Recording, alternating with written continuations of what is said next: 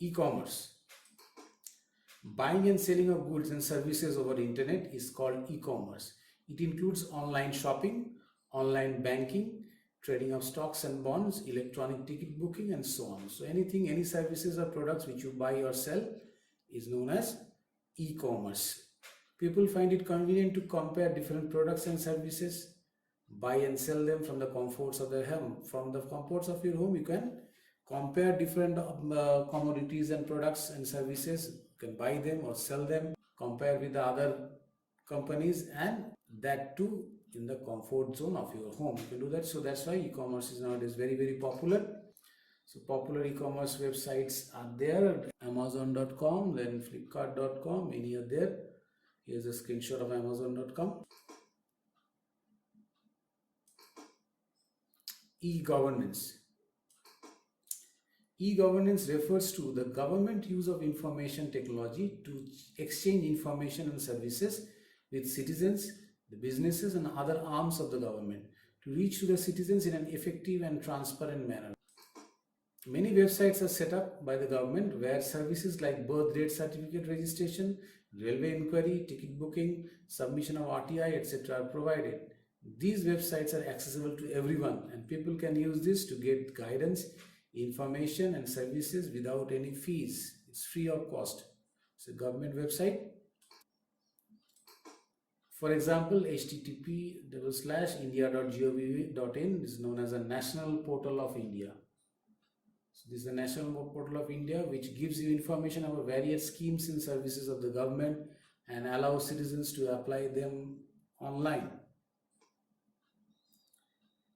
Here's a portal, screenshot of the portal for india.gov.in, where you can log in to get all the services which are provided by the government of India and which can be done free of cost. Digital India Initiative. A number of services have been launched by the Government of India under the Digital India Initiative to transform India into digitally empowered society. So whatever services the government is giving, we can have all those services digitally under this platform of Digital India Initiative. This is your portal for Digital India portal, which you can log in and have the services given by the government. Some of the services are under this Digital India Initiative are DigiLocker, a digital locker service launched by the Government of India that will help citizens to store their important documents like PAN card, passport, mark sheets, license, automobile license, and so on in a secure, dedicated personal electronic space. Do this DigiLocker app in mobile also, download and save your important information and documents digitally. Next is attendance.gov.in.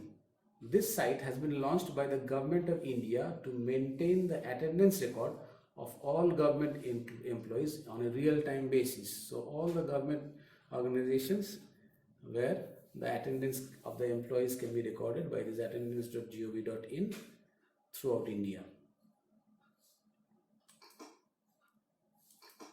Next is Swachh Bharat Mission mobile app, an app that is used by people and the government organization for achieving the goals of Swachh Bharat Mission. So all of you are acquainted with this. Next is mygov.in. It's a platform to encourage citizen engagement in governance. The mobile app for MyGov have brought these features to the users on a mobile phone. So in this MyGov, the farmers, the village people can also take part in the governments, in the panchayats. They can apply for the posts of the panchayat pradhans and all that. So this is helping the people directly to engage themselves in the government, in the work of the government. Next, eSign framework. It allows citizens to digitally sign a document online using Aadhaar authentication. Now you know nowadays we have the documents which are digitally signed.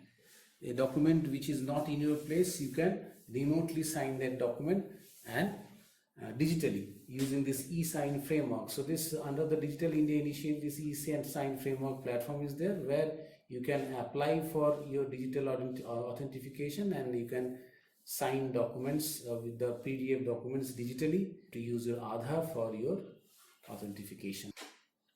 Online registration system. This application provides important services such as booking an appointment, payment of fees, online diagnostic reports, inquiring availability of blood online in any government hospital. If you want to book any appointment or apply for bloods or diagnostic reports or inquiry in any government hospitals throughout India, this online registration system, which is under the Digital India initiative, you can go to this website and have the services available free of cost.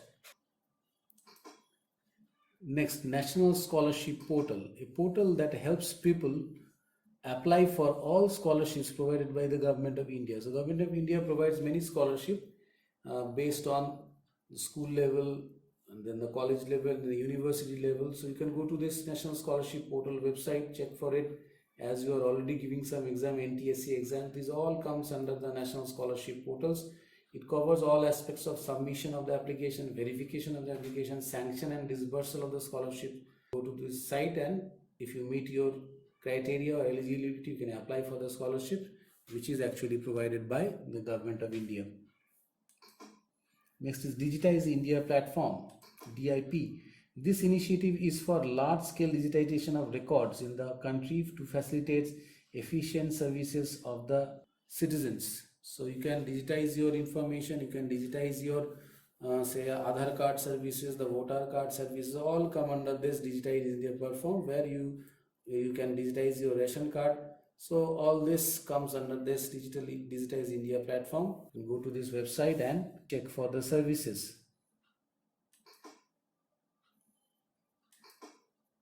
E-learning.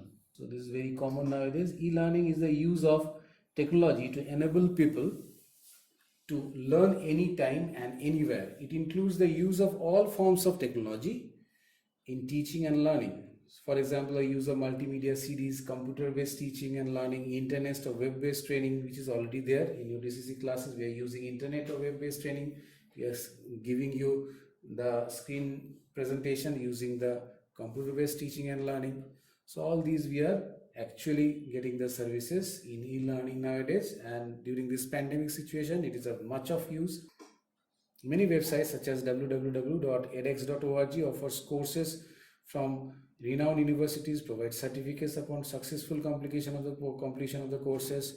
Websites like www.w3schools.com, www.gcflearnfree.org offers free tutorial on topics related to technology. If you want to have free tutorials on topic to technology or computer related materials, then you can go to these two websites where you can have technology related courses and tutorials free of cost. Okay. Cloud computing. So this is nowadays very much used. Cloud computing is a technology that makes use of a network of remote servers which are remotely located, available on the internet to store, manage and process data rather than on a local server. So if you store your data on your computer will become much more heavy. You require a lot of hardware. So instead of using that, you use cloud computing, where you're using a server which is located distance miles and miles away from your home, and you can use their computing services to store your data, manage your data, process your data. What are the reasons behind this usefulness of cloud computing? Is that you pay only for the services as and when needed, and not for the hardware and the software. Suppose if you want to play a game which is a very big one, which requires a lot of changes in your hardware, changes in your hard disk, changes in your motherboard, changes in your VGA card, you have to have a graphics card, then it has a lot of cost, isn't it? It is not cost effective. So instead of that, if you use the online version of that game, you just log into the website with little bit of fees or subscription, or without any fees, you can directly play that game. So in that case, your initial cost of investment is not there, only a little bit of fees you are getting, and when it is required you are playing it, and you need not to upgrade your hardware also. So this is one, you pay only for the services. Number two, you have online access to a broad range of applications and services and hardware that otherwise may be costly, which I was talking. Hardware may be costly. So you have broad range of application, you can use it because hardware they are providing, you don't have to give your own hardware, upgrade your own hardware. And number three, you cut costs by renting the software and applications. You are taking a rent. You are not buying that software, you are taking a rent of the software. So as we are discussing, for example, instead of purchasing a license of Microsoft Word, a cloud computing model would rent word processing software to you through internet for a nominal amount of charge on a monthly basis. You don't have to buy the entire software and install in your computer. You don't have to upgrade your hardware. Only you take a multi-rental, give a multi-rental fee, and basis of that you can use that software in online mode. You have to simply use a web browser to log in from any web enabled device to access your documents like an email account. As you can access to your email account from any device from anywhere from the world, you can also access this account for this Microsoft word processing software cloud computing model, and you don't have to install it. Like this, many cloud computing services are available, such as Amazon Cloud Service, Web Services, Microsoft Cloud Services, then Stack, Cisco, then CSC, Amazon Platform, SAP, SAP, IBM Cloud, Oracle Cloud, Infrastructure Services, Office 365. This is from Microsoft. Okay, so these all you can use with a minimum bit of fees monthly without installing the software.